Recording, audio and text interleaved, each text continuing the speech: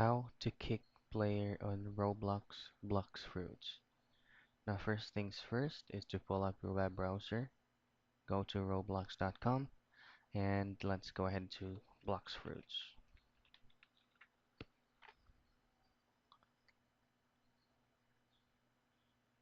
Here.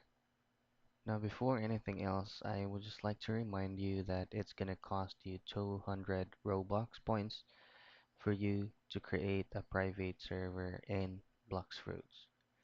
Now I'm just gonna be showing you an example on what you will be seeing once you created a private server.